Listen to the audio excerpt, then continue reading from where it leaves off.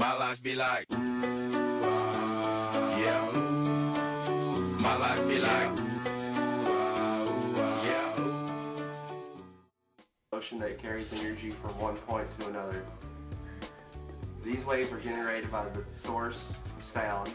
The source of the sound wave, usually a vibrating object, a loudspeaker, or a motor in a machine. When the pressure fluctuations in the wave reach the eardrum vibrates in a direct response, and the pressure fluctuations are heard as sound. The amplitude of the pressure fluctuation in the sound wave determine how loud the sound is, while the frequency of the pressure fluctuations determine its pitch.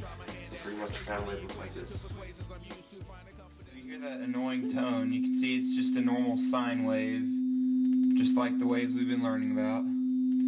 But what happens when you invert them? I don't know. This is just one wave, but when you start to get the other wave... So why does this work, you ask? Even if you don't ask, I'm going to tell you. Basically, you've got your normal sound wave here, right? You have your trough and your crest, and it has every sound wave has two phases. We haven't learned this yet, but basically you have your crest, between your two nodes, the crest area, and then your trough area. The crest area is called the pressure phase, and the trough area is the rarefaction phase. Ooh. Wikipedia. And so basically, when you have your two counter wave, it creates, I'm calling it an anti-trough and an anti-crest, which reverses the two faces, canceling the sound out, and it makes a nice little symmetric drawing. Like so? Yes, like so. Like this. Solid. Right here we have the cross section of a speaker. How the speaker works is it's composed of a magnet in this area. The voice coil is within the magnet, and the voice coil, all it is really just a copper wire, and that's where the power goes when you hook it up. The voice coil is inside the magnet, and then that's connected to the cone, which is right here, and that's the part that you see in a sub.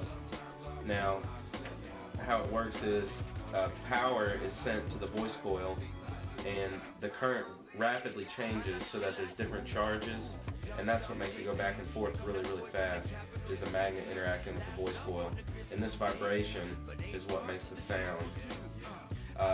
It's just like, frequency. The faster it moves, the higher pitch sound it makes, and the slower it moves, the lower pitch.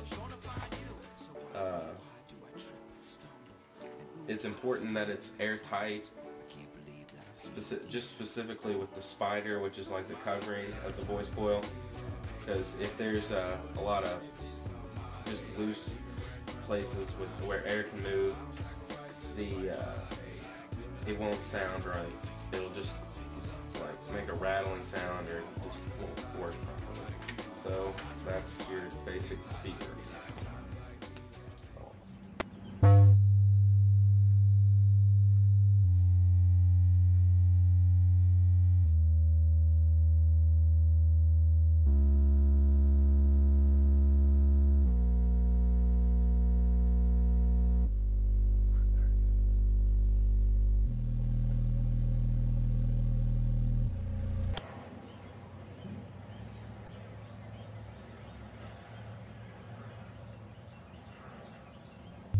So as you can see, the sub, when it's hitting the higher frequencies, the wavelengths are shorter, the frequency's higher.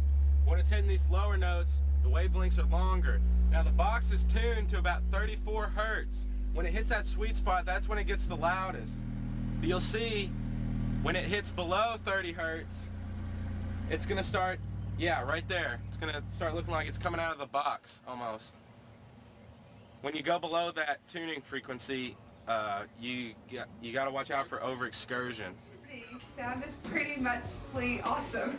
The inverted waves can cancel each other out, and the natural frequency of the sub in Stephen's car and the cross-section of the speaker prove that this project deserves a 100.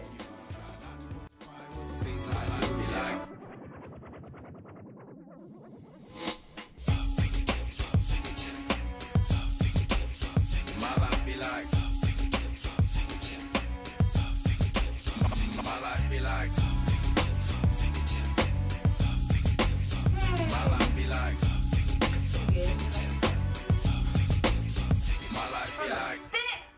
heard me talk on the phone. No, of course not. Bennett? Okay, you're confused about